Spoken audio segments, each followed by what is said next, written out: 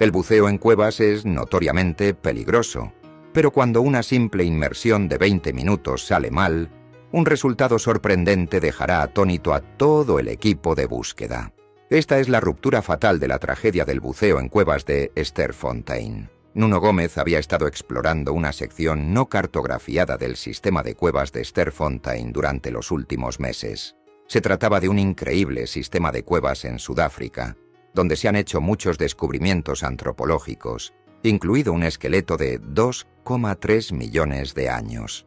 Consistía principalmente en áreas de cuevas secas, pero Nuno estaba interesado en el sistema de cuevas húmedas. Ese día, 29 de septiembre de 1984, lideraría un pequeño grupo en un esfuerzo por establecer una guía permanente hasta el punto más alejado de la zona de la cueva húmeda de Milner Hall. Peter Berhalstel y Malcolm Kipping lo ayudarían a colocar esta línea, alimentándolo desde la superficie y siendo los monitores de superficie para esta inmersión. Nuno había realizado exactamente esta inmersión 2 veces durante el último mes, por lo que no fue una sorpresa que todo saliera según lo planeado para colocar la línea permanente que cubre la distancia de 396 pies desde la entrada del lago Milner, a través de un estrecho hasta una pequeña bolsa de aire en el final del túnel principal. Una vez colocada la línea, él, Peter y Malcolm la seguirían hasta la pequeña bolsa de aire al final,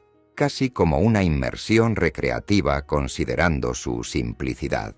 La pequeña habitación tenía solo unos 30 pies cuadrados, como un pasillo corto de solo 3 pies de ancho y 10 pies de largo. Los hombres se movieron con facilidad a lo largo de la línea, pasando por docenas de pequeños pasajes en la infraestructura del queso suizo del túnel de la cueva, y finalmente aparecieron uno tras otro en la bolsa de aire. Disfrutaron de una breve discusión sobre cómo podrían ser los primeros humanos en estar exactamente donde pudieron haber estado sus ancestros millones de años antes. Fue emocionante y un poco inspirador para sus almas de explorador. Cada uno de ellos sabía que podría haber un artefacto o un hueso a lo largo de estos caminos, lo que debe haberlos hecho sentir como verdaderos exploradores en un territorio inexplorado. Esta fue la última conversación que los 3 hombres tendrían juntos. Regresaron al área del lago Milner, solo planeando seguir la guía por el túnel relativamente poco profundo. Tenía solo 13 pies de profundidad, por lo que no había mucho espacio para alejarse de la guía, y era una ruta directa a la salida. Mientras Nuno sacaba a los hombres, sintió un tirón de Malcolm en su aleta. Le indicó que Peter ya no estaba detrás de él. Nuno retrocedió para ver si Peter se había quedado atrás.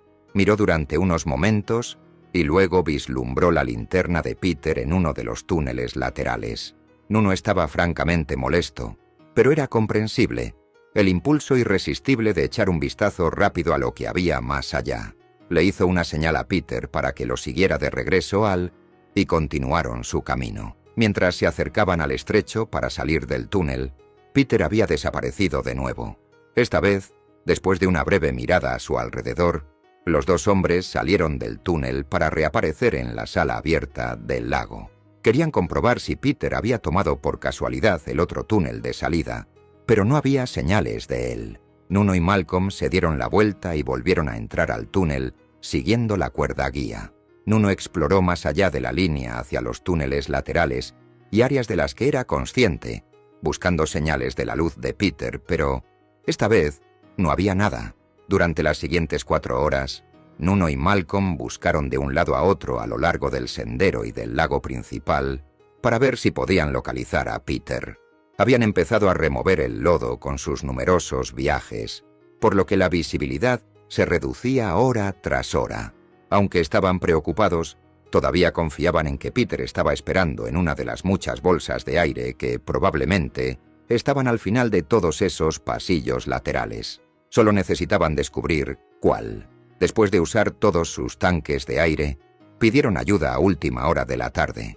Los buzos de los bomberos salieron, pero no pudieron entrar en la cueva por falta de experiencia en buceo en cuevas. Nuno también había llamado a un compañero buceador, Craig Stevenson, que había estado en este mismo túnel con él apenas unas semanas antes. Nuno y Craig Usaron los nuevos cilindros de aire para intentar nuevamente localizar a Peter.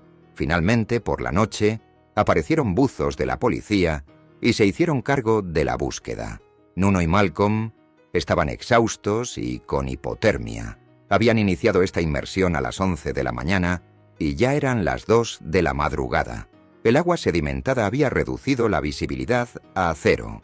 La policía suspendió la búsqueda por la noche y ahora estaba segura de que de ahora en adelante se trataría simplemente de recuperar el cuerpo.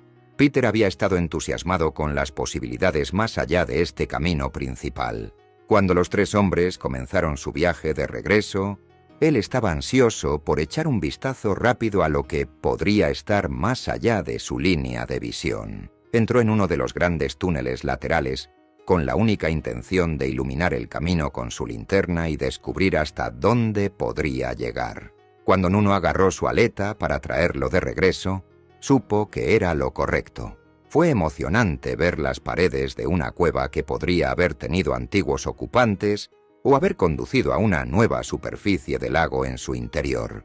Pero no habían colocado ninguna cuerda adicional y no tenían ninguna cuerda para atar por seguridad. La atracción fue demasiado grande para Peter, mientras pasaba pasaje tras pasaje misterioso, cada uno lleno de posibilidades increíbles. Finalmente giró de nuevo y rápidamente avanzó por un nuevo túnel. Las formaciones en estas cuevas oscuras, llenas de agua, hacían que incluso los caminos más simples parecieran laberintos desafiantes. La orientación en 3 dimensiones añadió un factor de dificultad difícil de explicar.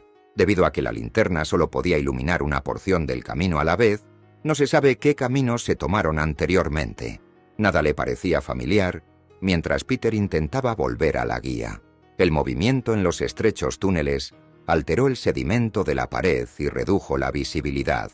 Después de probar muchos caminos posibles, vio la superficie plateada del agua sobre él. Se levantó y se encontró en una pequeña habitación increíble que nadie había visto antes.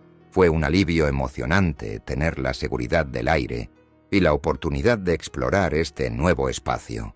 Había intentado todo lo que pudo en el agua para localizar la guía, pero ahora necesitaba quedarse quieto y esperar a que sus amigos lo encontraran. Mientras Peter esperaba, miró alrededor de la habitación con su linterna. Había algunos pasajes estrechos que parecían conducir en diferentes direcciones, y como experto en espeleología seca, le encantaría explorar más tarde, una vez que hubieran establecido algunas pautas adicionales. Por ahora, solo necesitaba esperar. Apuntó su luz hacia el agua para indicarles a Nuno y Malcolm si entraban en esta sección de las cuevas. La emoción inicial comenzó a desvanecerse cuando nadie salió del pequeño lago frente a él. No hubo sonidos, ni burbujas de aire, ni perturbaciones en la superficie del agua. Apagó la luz para conservar los 30 minutos de batería que le quedaban mientras pensaba qué hacer. La regla general en ese momento era quedarse quieto cuando se tenía un suministro ilimitado de oxígeno. De nada sirve sumergirse en un camino desconocido con solo 30 minutos de aire y luz, con el riesgo de no poder volver a encontrar ese espacio de aire.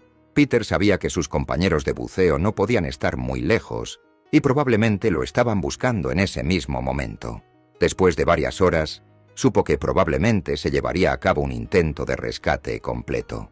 Nuno y Malcolm se habrían quedado sin aire y necesitarían recursos adicionales para encontrarlo. Peter había intentado hacer ruido golpeando su tanque contra las rocas y enfocando su luz en el agua. Su adrenalina se había disipado y lo dejó en un estado de completo agotamiento. Finalmente se durmió y perdió así todo el tiempo a corto plazo. Cuando despertó, no sabría si habían pasado 10 minutos o 10 horas. Estaba sentado en completa oscuridad, con solo un conocimiento muy limitado de la cueva en la que se encontraba. Su luz solo tenía una duración total de batería de 1 hora, y la mitad de esa duración se utilizó durante su inmersión inicial con Nuno y Malcolm. Entonces, sin luz, sin comida y sin referencia del tiempo, Peter no estaba seguro de cuánto tiempo tendría que esperar para ser descubierto. Tenía mucho aire y agua potable, por lo que los requerimientos esenciales para la vida eran abundantes. Rápidamente se le ocurrió que en ese momento podrían creer que se había ahogado. Fue un dilema horrible. Tenía suficiente aire en su tanque para nadar la corta distancia hasta la salida, si conociera el camino. Esperar seguía siendo la única opción, confiando en que continuarían buscando hasta encontrarlo. Después de esa primera noche de búsqueda, la policía cerró las cuevas para prohibir a cualquiera bucear o espeleología hasta que hubieran completado su misión de recuperación. Los túneles estaban completamente colmados y necesitaron días para limpiarse. Como tenían recursos limitados y estaban seguros de que era misión recuperar un cuerpo, no regresaron durante una semana. Luego pasaron un día buscando al final del camino para localizar un cuerpo y los diversos túneles que aún no habían sido explorados. No había absolutamente ninguna señal de Peter. El fin de semana siguiente regresaron nuevamente. La policía no había permitido que ningún civil se uniera a su misión de buceo. Nuno no podía soportar que no le hubieran pedido ayuda y estaba decidido a regresar a esas cuevas y localizar a Peter para su familia. Simplemente apareció en Sterkfontein y ofreció su conocimiento del sistema a los buzos de la policía. En ese momento Peter llevaba 16 días desaparecido.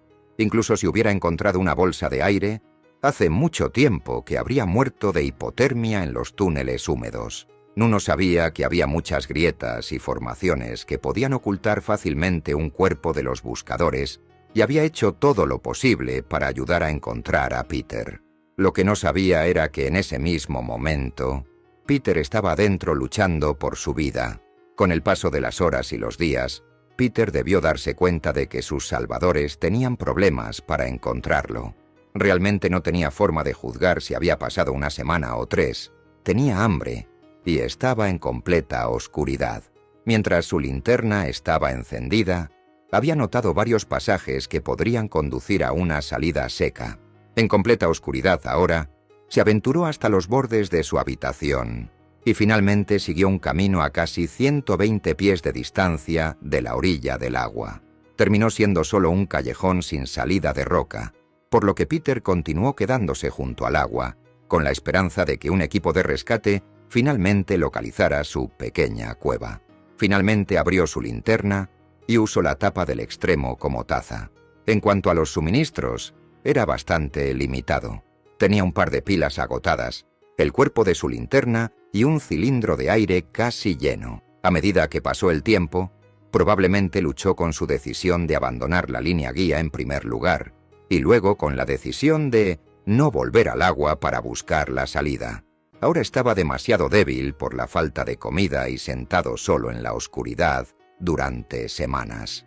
Esta devastadora realidad es una verdadera tortura.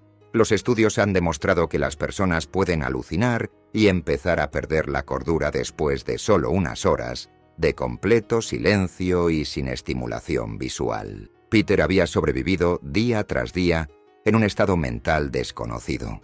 Su cuerpo se estaba deteriorando, ya que su propio tejido muscular se utilizaba para alimentar su cuerpo. El hambre es un estado traumático por sí solo, pero combínalo con la privación de luz, sonido e interacción social, y podrás imaginar la pesadilla que estaba sufriendo Peter. La única medida de tiempo razonable habría sido el crecimiento de su barba. Su vello facial había crecido sustancialmente, lo que podría haberle dado algún tipo de referencia sobre el paso de los días o semanas. Probablemente estuvo durmiendo la mayor parte del tiempo porque no tenía comida para impulsar su actividad, ni luz para iniciar periodos de vigilia. La biología de su vida se fue desmoronando poco a poco. Peter apenas podía aguantar después de pasar hambre durante semanas y perder 44 libras de peso corporal. La desesperanza es realmente asombrosa. No hay forma de indicarle a nadie que, de hecho, todavía estás vivo y sufriendo hora tras hora. Pedro se desplomó junto al agua, sabiendo que su salvador vendría con equipo de buceo y lo rescataría de esta tumba. Pero Pedro estaba equivocado. Los buzos no lo encontrarían, pero los espeleólogos secos sí lo harían. La policía continuó buceando durante el fin de semana durante 6 semanas y finalmente suspendió la búsqueda sin resultados. En este punto, volvieron a abrir las cuevas secas, pero mantuvieron las partes de agua cerradas a los buceadores.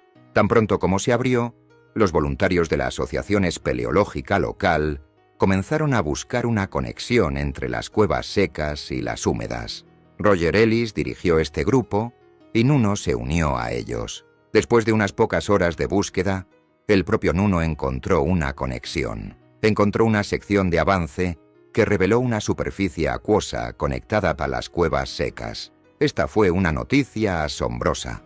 Esta fue la primera confirmación de que el extenso sistema de cuevas secas realmente conectaba con los túneles llenos de agua. Otros voluntarios encontraron un conjunto de huellas que conducían a un callejón sin salida de roca. Fue un hallazgo completamente inesperado y despertó las esperanzas de todos de localizar a Peter. Roger Ellis llegó a una nueva conexión de agua y lo que vio lo detuvo en seco. Junto al agua yacía el cuerpo demacrado de Peter Berghulstel. Después de todo, no se había ahogado. De hecho, vivió unas sorprendentes 3 o 4 semanas. Su vello facial se había convertido en barba y claramente había perdido más de 40 libras. Su nuevo tanque de aire estaba casi lleno, pero completamente destrozado. Mientras evaluaban su situación, vieron un mensaje escrito junto al cuerpo de Peter. Simplemente decía: «Os amo, Cheryl y mamá». No hay manera de saber exactamente qué sufrió Peter durante ese tiempo, pero claramente luchó por aguantar, hasta los límites mismos del cuerpo humano. Decenas de buzos estaban buscando en este espacio relativamente pequeño, pero él simplemente no tenía forma de avisar a los rescatistas. Un buzo había llegado a una abertura a solo 100 pies de la ubicación de Peter. Si hubiera gritado lo suficientemente fuerte, ¿podrían haberse escuchado entre sí en estos túneles conectados? Los ecos de esa pregunta persisten, junto con muchos otros interrogantes. Si las cuevas secas se hubieran dejado abiertas, esta búsqueda habría localizado a Peter vivo en tan solo un día. La autopsia de Peter reveló que había muerto de hambre después de más de 3 semanas solo. Esta fue una comprensión devastadora para Nuno. A pesar del espantoso resultado de esta inmersión, Nuno estableció varios récords de buceo y escribió un libro sobre sus muchas experiencias de buceo, incluida la trágica historia de Sterfontein.